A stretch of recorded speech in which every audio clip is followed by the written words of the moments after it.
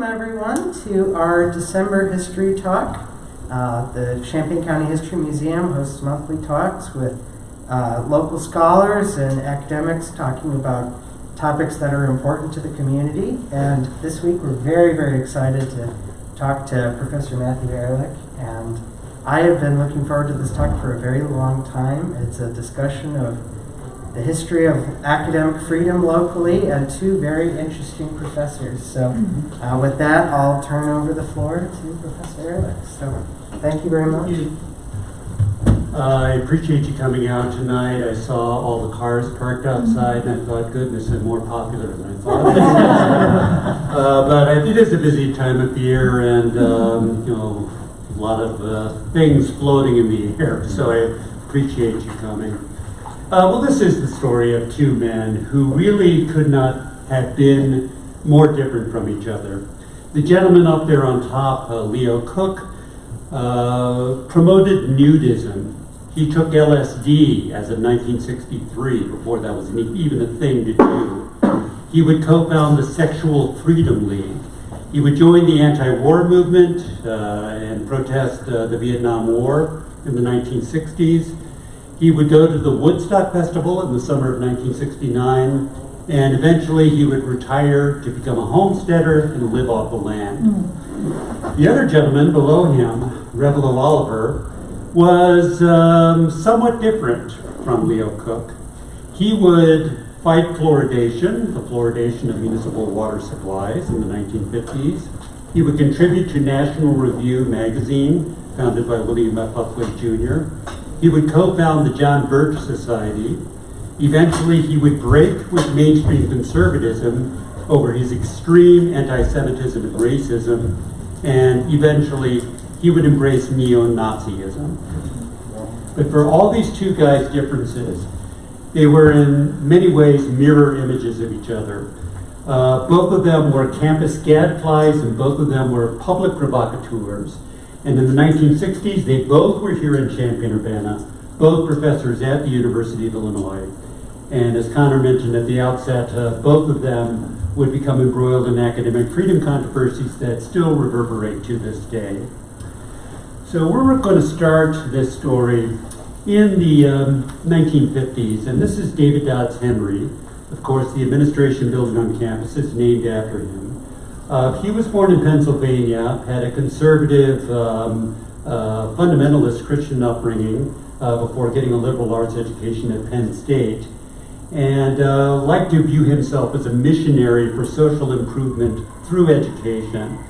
He was more conservative and frankly more politically adept than the person he succeeded as president of the U of I, that being George Stoddard.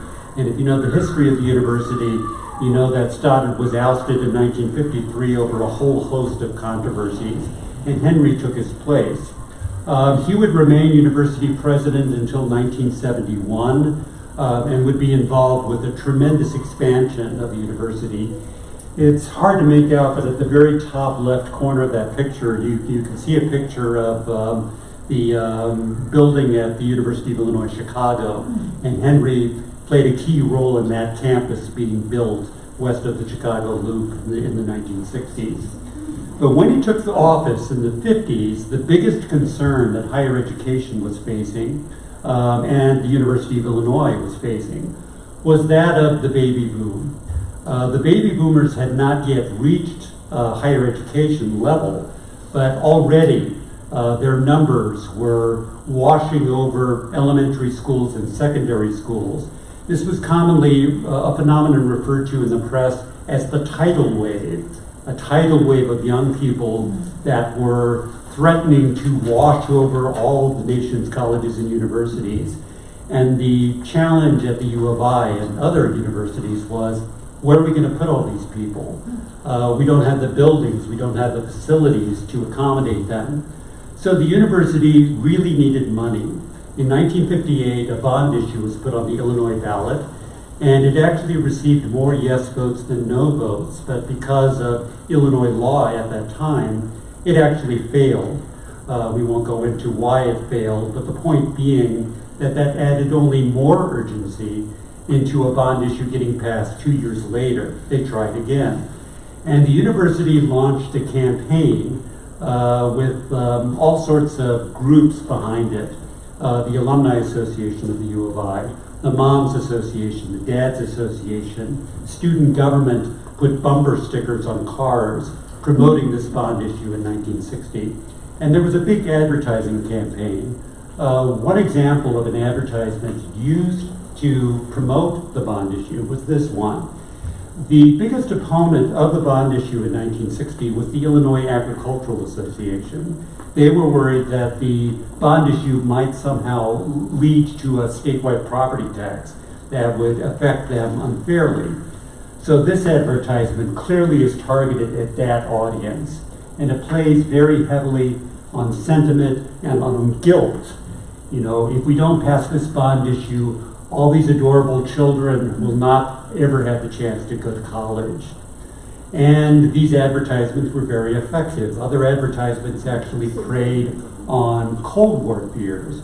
They said, if we don't pass this bond issue, we're going to fall further behind the Soviets, who are already ahead of us in science and technology and have launched Sputnik and so forth. So by March of 1960, even though the election was still several months off, it looked as though this campaign was succeeding. It looked as though that bond issue that did not pass in 1958 was going to pass this time around. And that's where Leo Koch comes in. This is when he was first hired at the university in 1955. He actually started the same year that David Henry became president of the university. And what's striking about this photo for me is how ordinary he looks. He looks just like any other college professor in the mid-1950s with the short hair. He had a very conventional experience similar to so many men of his generation. He had fought in World War II, come back to college on the GI Bill after the war, had gone to the University of Michigan, earned a doctorate, and became expert in the study of mosses, the study of bryology. But despite his ordinary appearance, by the mid-1950s, he already had established himself as a gadfly, as a pain in the rear end. And he had lost 2 university positions prior to coming to the U of I, one at Bakersfield College in California, and the other at Tulane University in New Orleans. And essentially, his unit heads just found him to be very difficult to work with. He was one of those kinds of people that we all know who just can't help creating problems or clashing with other individuals. He seemed to gravitate to higher education for some reason, but I digress. Despite whatever the university may have found out about Leo Koch's previous employment, they still gave him a job in the mid-1950s in the Division of General Studies, and it was a teaching appointment, not a research appointment. He was hired to teach beginning biology classes to non-majors. That was essentially his job. As soon as he arrives at the U of I, he repeats what he did at his previous employment. He starts to clash with his department heads, and he starts writing letters to the editor, to the Champaign Courier, to the News Gazette newspaper, to the Daily Illini student newspaper, letters criticizing conservatism, and his favorite target in these letters to the editor was organized Christianity. For Leo Koch was a dedicated secular humanist, and frankly, he was an atheist. So he's always writing these letters to the editor that are stirring up trouble and stirring up controversy. In 1959, his unit heads in the Division of General Studies here at the university tell him, we're going to give you one more contract. It'll be a terminal contract that expires in the spring of 1961. And when that contract expires, you're gone. You might as well start looking for other employment now. So they give him 2 years' notice. So as of March 1960, Leo Koch knows his time at the university is already running out. He figures he's got nothing else to lose. And as fate would have it, he happens to come across a letter, actually a guest column, co-written by 2 male students at the university, and it's published under the headline, Reading Sex Ritualized. So that leads us into a brief discussion of social mores as of 1960s. This is a movie some of you may have seen that came out that year. And the poster seems to promise lighthearted fun. That's in fact the way the movie was marketed. But, you know, social mores as of 1960 were very different from what they would be only a few years later. By, say, 1967, this poster and everything about this movie would seem completely ridiculously old-fashioned. But as of 1960, the movie actually spoke to real-world issues affecting college students, and specifically women college students of that era. There was still a very strong stigma against sex outside of marriage. Women were being married at an average age of 20. And the movie shows women grappling with whether they should live with their boyfriends before they got married, with the question of whether they should go all the way, as it was referred to at that time. And the movie even shows one young woman being sexually assaulted. The point being that even as of early 1960s, sex is an issue of public concern among college students, especially, as it's always been an issue among college students and always will be an issue among college students. And that's what this guest column in the DI was about. The two young men were saying, you know, dating culture on this campus is very heavily ritualized and calcified, and it objectifies young people. Young people are just treating each other as objects rather than as living, breathing human beings, and this is wrong. So this column, in a way, was well ahead of the curve in terms of gender relationships. Well, Leo Koch sees this letter and it provokes him. He decides the column completely misses the point. To him, the real point is Christian morality is unnaturally repressing young people's natural sexual urges. And he writes a letter in response to this column in the Daily Illini. This is the last couple of graphs of this letter, and I'll read it out loud. With modern contraceptives and medical advice readily available at the nearest drugstore, or at least a family physician, there is no valid reason why sexual intercourse should not be condoned among those sufficiently mature to engage in it without social consequences and without violating their own codes of morality and ethics. A mutually satisfactory sexual experience would eliminate the need for many hours of frustrating petting and lead to much happier and longer-lasting marriages among our younger men and women. And he signs it Leo F. Koch, Assistant Professor of Biology. So, you know, this is like the movie poster. A few years later, it would seem completely uncontroversial.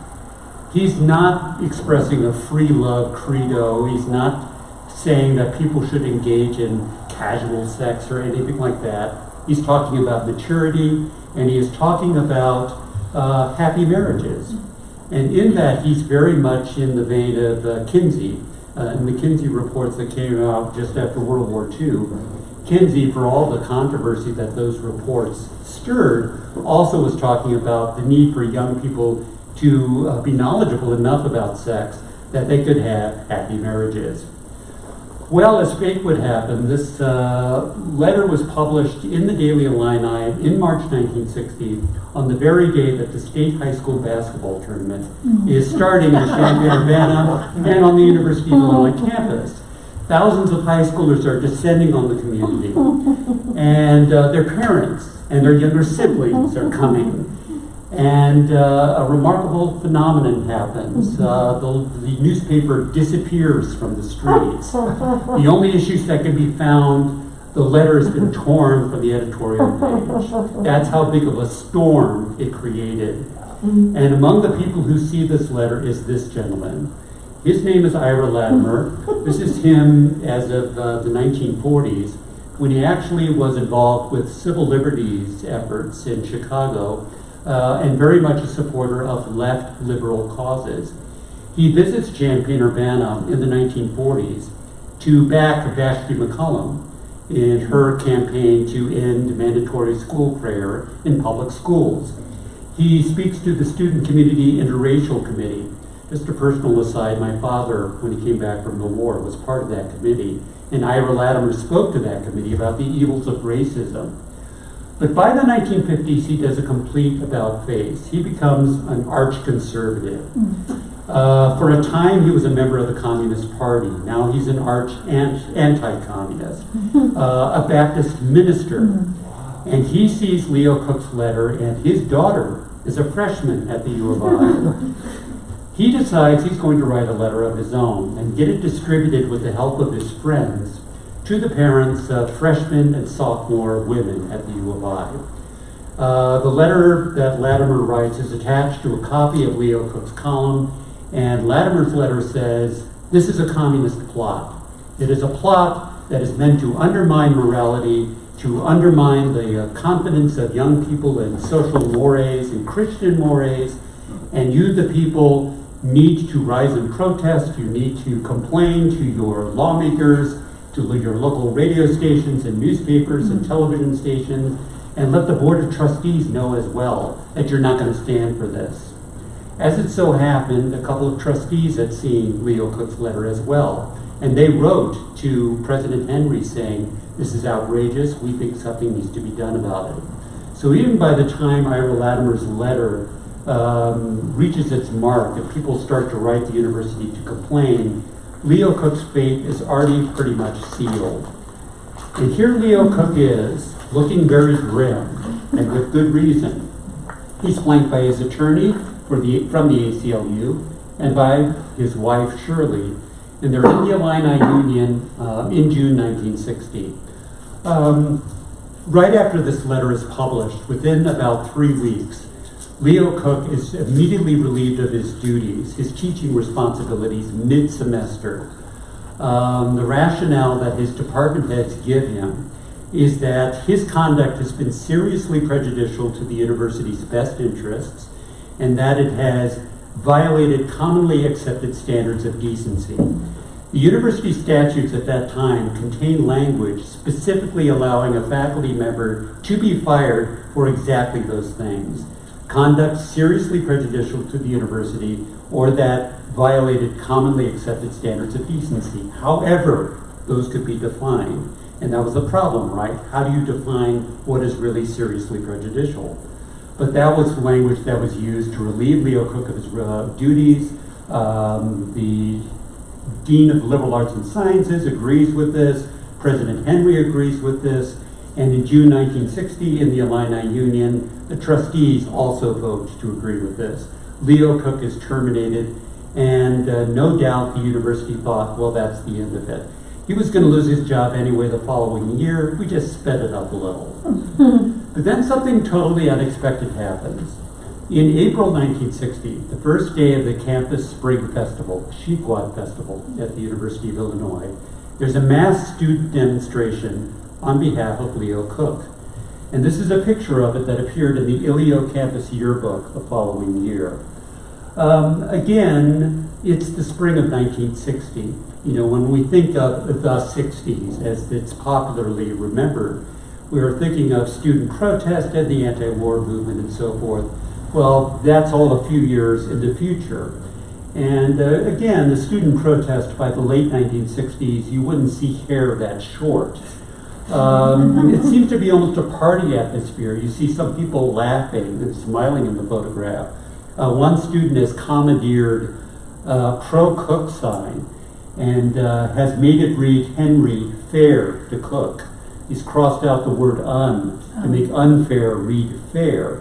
So that he's actually agreeing with the firing of Leo Koch and President Henry's role in it. But by the spring of 1960, things are slowly starting to change. The sit-ins had begun in segregated lunch counters in the South. Challenges to the doctrine of in loco parentis, in the place of a parent. That was the common student disciplinary code. People are starting to wonder, why is this code in place? You know, the best description of in loco parentis that I have read is that it could all be summed up in a single word, don't. Don't do this, don't do that. And young people are asking why. Why are things the way that they are? So the students hold a protest. Leo Koch's firing seems to crystallize the resentments that are starting to grow on campus. And this continues to fester over the next couple of years. This is from a student newspaper called The Spectator that Roger Ebert, who will be rejoining a little while later in this talk.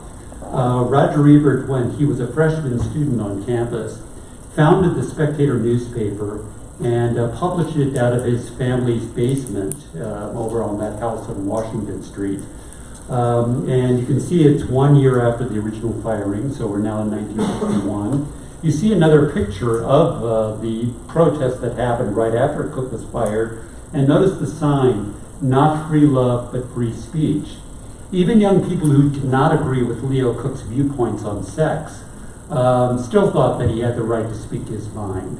And so that was part of the issue that was developing the controversy around Leo Koch. Also, the American Association of University Professors investigates Leo Koch's firing, and they decide that Koch's due process was violated and his academic freedom was violated. His right to free extramural speech, extramural referring to a professor's right to speak his or her mind outside of his or her usual teaching duties and research responsibilities. And so the AAUP censures the University of Illinois, a formal censure as of 1963. David Henry, as president, completely disagrees with this censure. He never is going to admit that Leo Koch's academic freedom was violated, but he realizes it's a big embarrassment to the university and something needs to change, specifically the university statutes, that language about seriously prejudicial conduct. So the very long, tedious process of statutes revision is taking place. At the same time, a whole lot of other social and cultural change is taking place on college campuses across the country, including the U of I. And those years correspond with the presidency of this gentleman. This is John F. Kennedy speaking at the University of Illinois. In October 1960, as the campaign for president is coming to a climax, he's speaking there on the University Quadrangle in front of the auditorium. Lincoln Hall is in the background. And when Kennedy speaks, he says that the election is a contest, this is quoting from him, a contest between the contented and the concerned, between those who wish to stand still and those who wish to move ahead. And of course, JFK associates himself with the group that wants to move ahead. The speech is given to a crowd that's estimated as much as 10,000 students. This is looking toward the Illini Union, and you can see the crowd as Kennedy is speaking. And at the end of his speech, Kennedy quotes Abraham Lincoln. So this is quoting Kennedy quoting Lincoln. 100 years ago in the campaign of 1860, Lincoln wrote to a friend, "I know there is a God, and I know he hates injustice.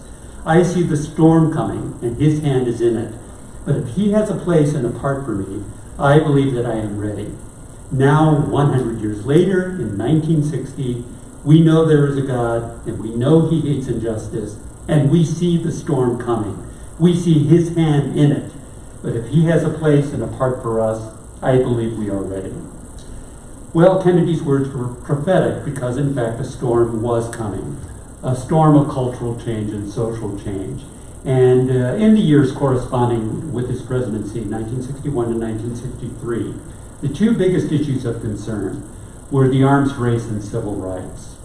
A few months after Kennedy's inauguration, this open letter to the president appears in the DI.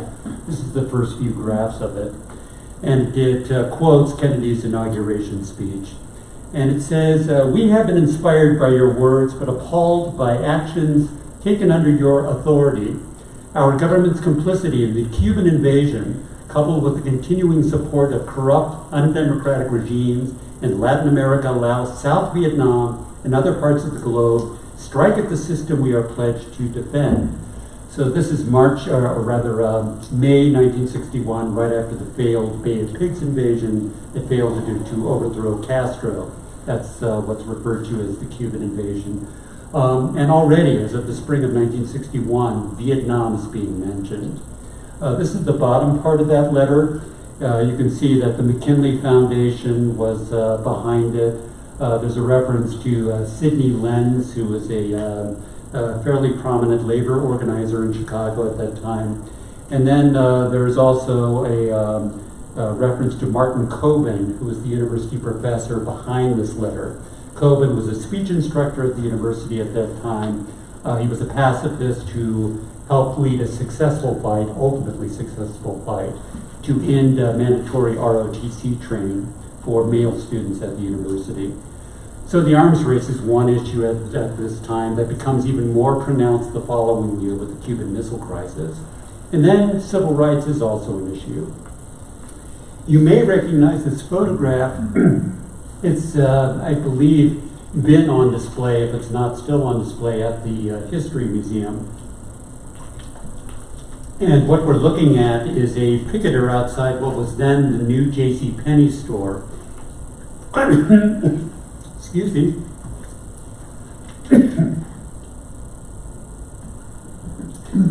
Outside the, I was afraid this was going to happen. Outside the JCPenney store in downtown Champaign, which at that time had not hired any African Americans as clerks, as sales personnel.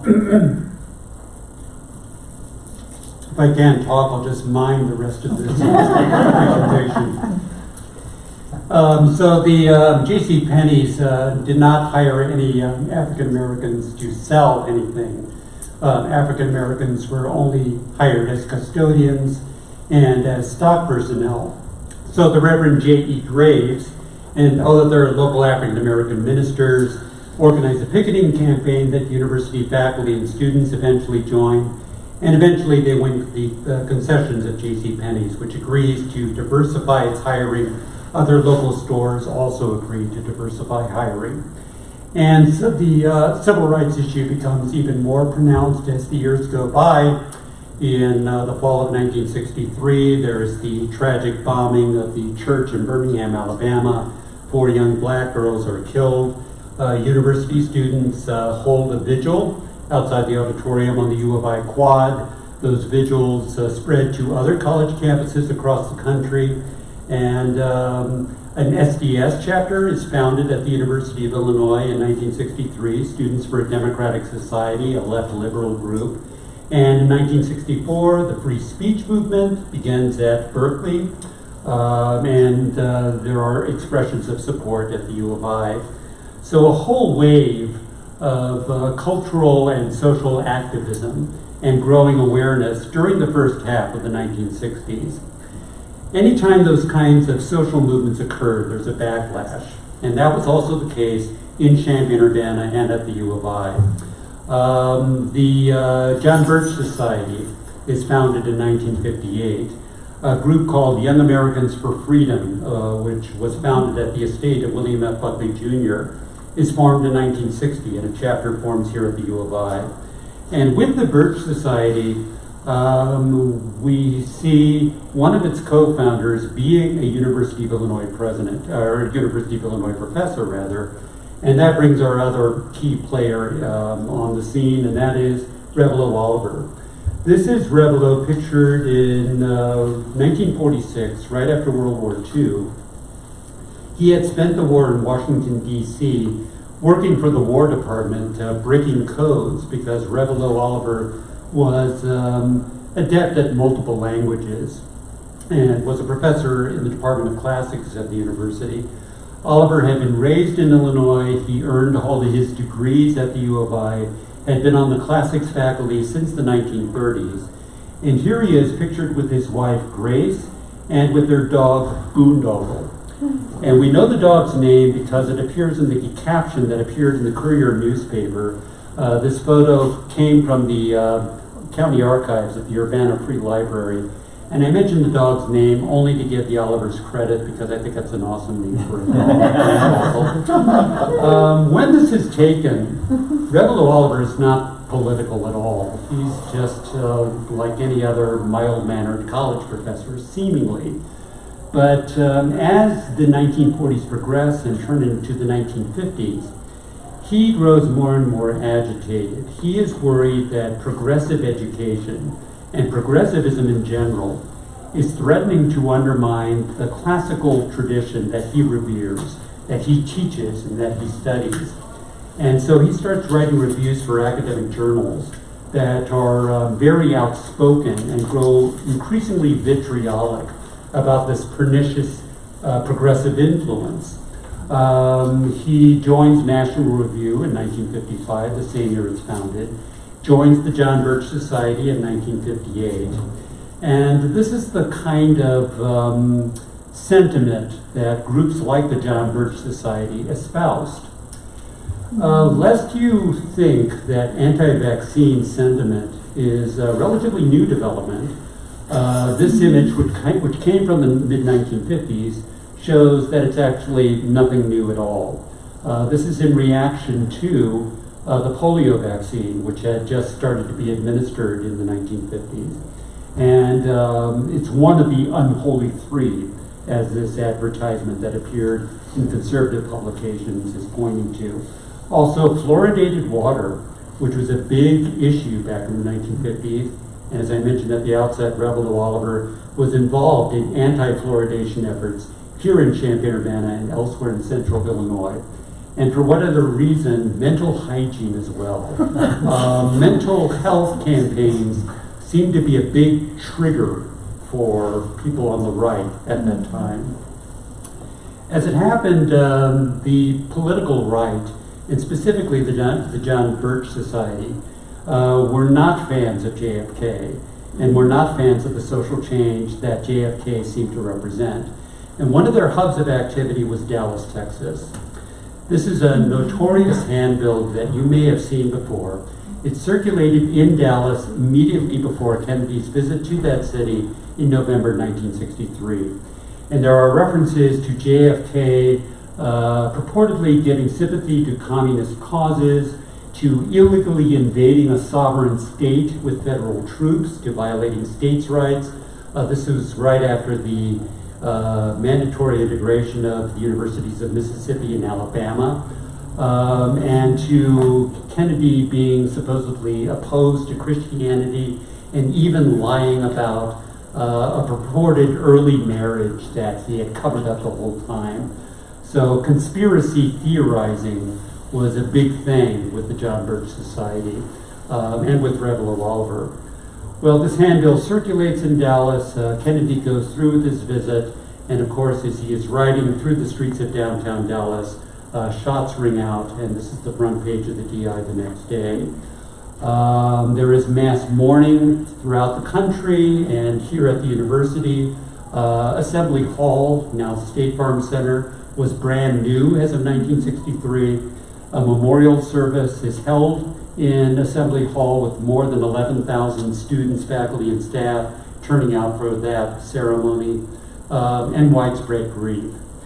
Revilo Oliver, however, views the assassination somewhat differently.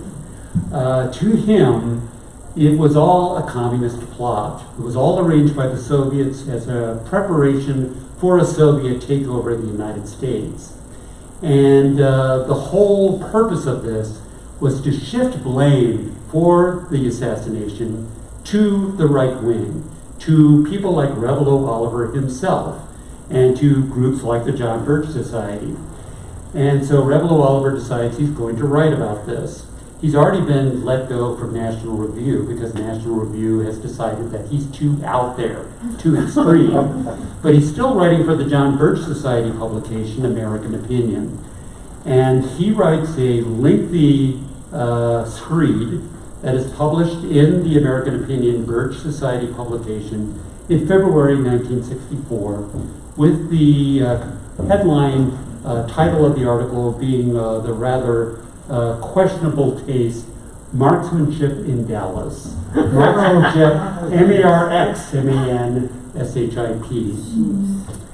He publishes this, and then he does a follow-up talk in Decatur, Illinois, which is sponsored by a Birch shadow organization, and speaks in Decatur. This is the conclusion of Oliver's Marksmanship in Dallas article as it appeared in the Birch publication in February 1960. So long as there are Americans, Kennedy's memory will be cherished with distaste. If the United States is saved by the desperate exertions of patriots, we may have a future of true greatness and glory, but we shall never forget how near we were to total destruction in the year 1963. And if the international vermin succeed in completing their occupation of our country, then Americans will remember Kennedy while they lived and will curse him as they face the firing squads or toil in a brutish degradation that leaves no hope for anything but speedy death. So Oliver writes this weeks after Kennedy's assassination, and it's published in the Birch Society publication. This is Oliver giving his speech where he reiterates this argument. Indicator, right after it's published, his article is published. During the speech, he compares his opponents to pus, and the wire services pick this up. The New York Times picks this up, and it creates a firestorm just like the one in reaction to Leo Koch's letter 4 years earlier. People writing the university to complain, demanding that Revilo Oliver be fired, and so forth. Well, Revilo Oliver, there is one important difference between him and Leo Koch. This guy is a full professor of classics with tenure. So it's going to be really hard to fire him. Not impossible, but really hard. Leo Koch was untenured and did not have that protection. But also, Revilo Oliver has the protection that Leo Koch has afforded because they have started to work on the university statutes. And David Henry does not want to repeat the embarrassment that happened after Leo Koch was fired that led to the censure that had happened just the year previously. So a couple of things happen. One is that this gentleman that you're all aware of is the editor-in-chief of the Daily Illini at that time, his senior year at the University of Illinois. And he writes a column in the DI reacting to Revilo Oliver's article and the controversy that it has stirred. And this is how it ends. He says, Roger Ebert does, that he regrets that it's been given the dignity of national media attention. And he also regrets, Ebert does, that Oliver has been linked so openly to the University of Illinois. But the key paragraph is the last one. I must conclude that the American tradition provides for Professor Oliver the right to free public expression. I see nothing wrong in his speaking out, particularly because by doing so, he is disproving his charges. Only a strong and free society could permit Professor Oliver his own freedom. This actually, Roger Ebert's column, is also picked up by the national news media, and it's reprinted in newspapers across the country. It's, as near as I can tell, the first serious nationwide attention that he receives as a writer. The other thing that happens in reaction to Oliver's article is that David Henry, the president, does something that he did not do with Leo Koch. He decides to ask the Campus Academic Freedom Committee, what do you think? And the Campus Academic Freedom Committee considers the case, and it says, we don't think you should take any action whatsoever against Revilo Oliver. Their report, the Academic Freedom Committee's report, is picked up by the national media again and published in Time magazine. This is from Time magazine. Revilo Oliver is posing here with his typewriter, which may be the typewriter in the History Museum's collection. If you happen to see it, that might be what you see. And the magazine quotes from the Academic Freedom Committee's report that every professor has the right to be as ungloriously wrong and suffer the professional consequences as to be gloriously right and receive the acclaim of his colleagues. When the privilege of academic freedom is abused, it must be recognized that the larger gain is in the brighter image of the university presented to the scholarly world as an institution dedicated to the advancement of knowledge and learning, and one willing to pay the price for strict adherence to this idea. The trustees agree, nothing happens to Revilo Oliver. We need to say, and by the way, I agree that this was the right thing to do, that there should have been no action taken about Revilo Oliver's article. But the U of I did pay a price, because Revilo Oliver is anything, if anything, empowered by this decision. He becomes even more anti-Semitic, becomes even more racist, more overtly so. Through the time of his retirement from the university in 1977, after his retirement, he associates with Holocaust denial and all sorts of reprehensible causes, up until the time he finally shoots himself in the head in 1994. So, you know, when the Academic Freedom Committee spoke of a price to be paid, the U of I did pay a price. But I don't want to end that way. This is how I want to end, on a happier note. And does anyone know who this is?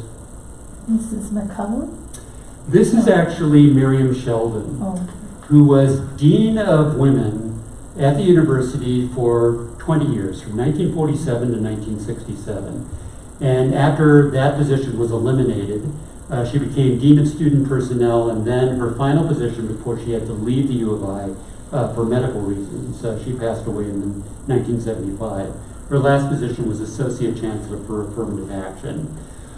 She had played an unsung role, I think, in being a very strong advocate for women on college at the U of I, and especially for women of color, some of whom still to this day speak very highly of Sheldon.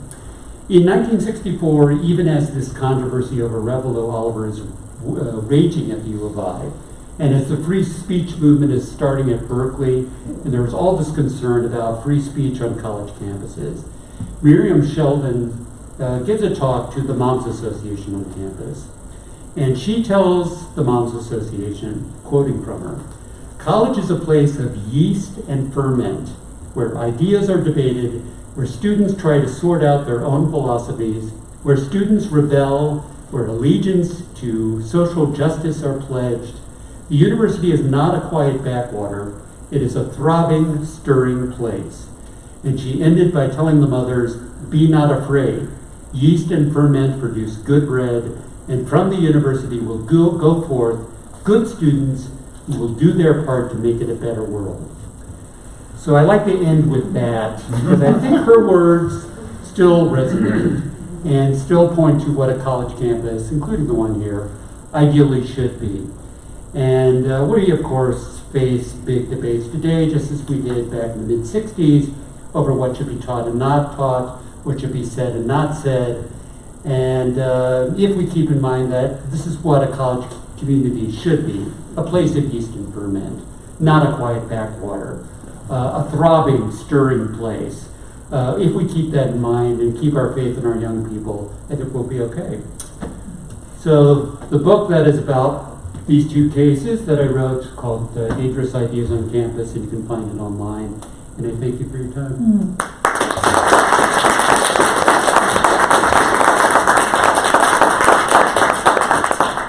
Now, I'd just like to thank you for your excellent speech. My apologies for my voice getting out momentarily. Thankfully, it was only It one. happens to the best of us, but I'd like to open the floor to questions. Let's see, had a second to drink here. Does anyone have any? Oh, yes. Who is John Birch, and why was he worth founding a society named after him? John Birch, if I remember this correctly, was an American missionary who was killed by the Chinese communists. And so he became a symbol to the political right. I'm just going purely by memory, so I may not be 100% correct on this, but I'm pretty sure I'm right. He was identified with righteous Christianity and with anti-communism. And those were two pillars of the Birch Society at that time. I'm pretty sure the Birch Society still exists. It does. Yeah. They got a whole lot of publicity in the 1960s. When Kennedy was first inaugurated in 1961, Revilo Oliver was quoted as saying something to the effect that he could not say for absolute certain that Kennedy was a communist. He gave him the benefit of the doubt. Probably was a communist, but he couldn't for absolutely certain say that he was. And so there was a whole lot of consternation in the national press about the Birch Society and Oliver's connection to it, even before the whole explosion of controversy 3 years later over marksmanship and bells. Yeah, This is a little picky, but was there a certain time that the language was added to the statutes that was used to fire Koch? Yeah, the statutes. What happened that made that restriction in there? I don't know the whole background about how that language ended up in the statutes. I know it was in the most recent version of the statutes, which would have been 1957. So the Leo Koch case happened 3 years later. I'm pretty sure that seriously prejudicial language carried over from whatever the previous code had been. And it may have been that it was pretty much boilerplate language in university statutes at that time, because universities wanted to be able to get rid of people easily. And what actually happened as a result of Leo Koch's case, and I talk about this in the book and didn't really touch on it here, was that Leo Koch has been given credit for helping strengthen academic freedom protections nationwide, because the AAUP recognized that language like the one that was in the University of Illinois statutes could be used to get rid of people for practically any reason whatsoever. And so it encouraged the U of I statutes, because statutes revisions always take years and years to finally get passed. The new stronger language that got rid of seriously prejudicial, those didn't go into effect here until 1966. But extramural speech protections were strengthened by the AAUP, by the American Association of University Professors, by the end of the decade. So can I ask a question? Sure. So you mentioned that he was fired by what seemed like a pretty widely held opinion of the people on the board and the president of the university. Was there any vocal pushback within the group firing him? Did anyone say at the time no, everyone was on board? Everyone on board that I could find at the university, in terms of the committees that actually evaluated the case. Mm-hmm. So the people in the Division of General Studies, of which he was a part, said get rid of him. Division of General Studies was part of the College of LAS, Liberal Arts and Sciences. The dean said, the executive committee, it went to the executive committee first, they said get rid of him. The dean said get rid of him. Okay. President Henry said get rid of him. And then the Board of Trustees said get rid of him. A whole lot of other people at the university objected, but they were not the ones who actually had a vote, who actually had a say. So it was basically a fait accompli by the time the protest started. Yes. Where did Koch go after the unpleasantness here? He had a very interesting later career. He was part of a summer camp, a progressive summer camp called Camp Summerlane in North Carolina that got burned to the ground right after it opened because of rumors of, I think, interracial relationships going on and so forth. That was in 1963. He taught grade school for a time. I mentioned that he co-founded the Sexual Freedom League in New York City. He published widely in nudist publications. If anyone's interested, his papers are stored at the University of Wisconsin. And if you want to see a lot of Leo Koch, those publications are available. And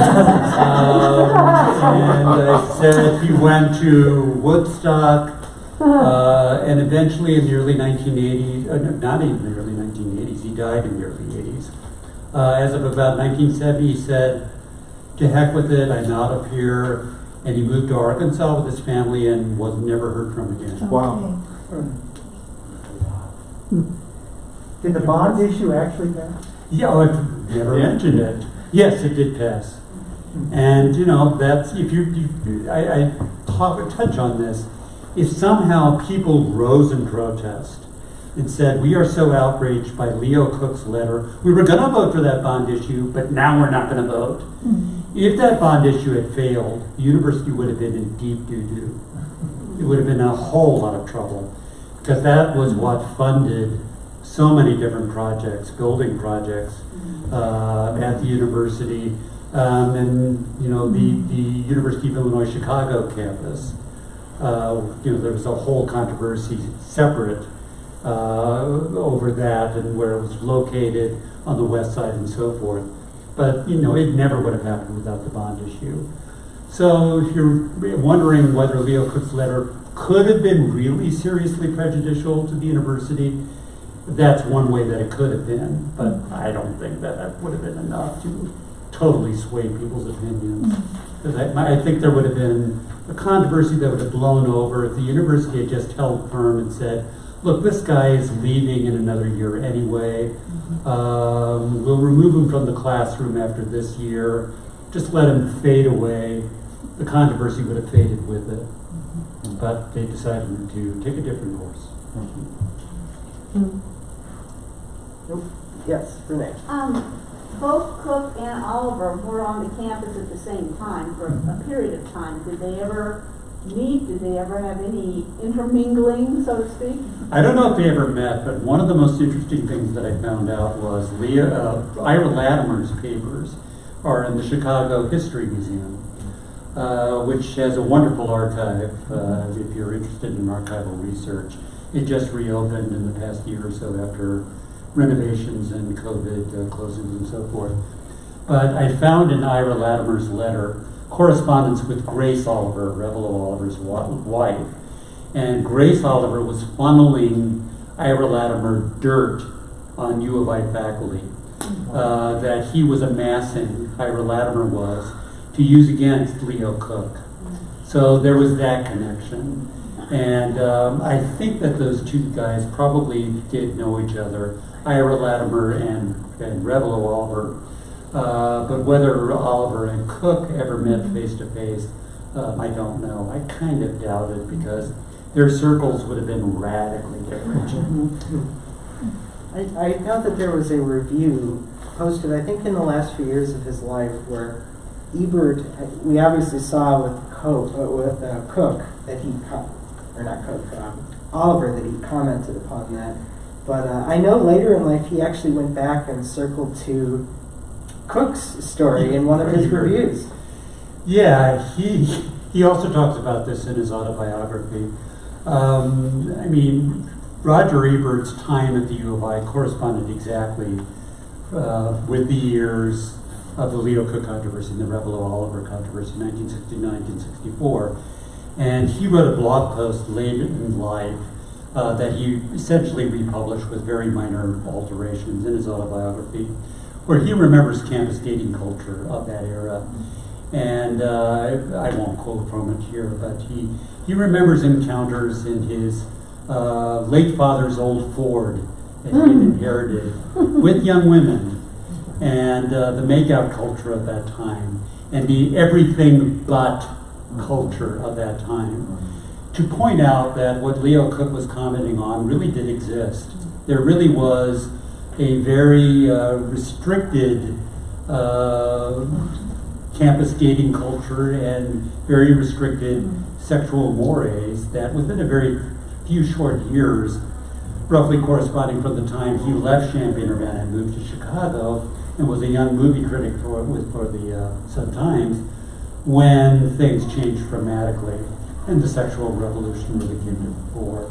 But that's what he was writing about, Yeah. and why he decided to resurrect Leo Koch. Anyone else? Oh, Renee? You said Oliver died by his own hand. Yeah. Was this as a result of what he had done in his earlier years, or? My editorial comment is we could only wish, but no. He was terminally ill and also believed that he was losing his mind. This is the rash. If you Google Revilo Oliver, just be prepared. You're going to come across a lot of really creepy stuff because he is affiliated with, his biggest follower was jailed for a time for child pornography. These are the kind of people he associated with. One of those kinds of websites gave the rationale that he thought that he was losing his mind. He already was dying of cancer, and that was why he decided to end his life. So, his death certificate is in the county archives, by the way. What's interesting about the death certificate is that the word accidental has been crossed out for cause of death, and suicide has been superimposed on it. So if you're a conspiracy theorist, you could say, Revilo Oliver liked to say, and in fact I showed a picture of him giving a talk in Decatur, when he said, there have been assassination threats made against me, and my enemies may arrange for my murder and make it look like an accident.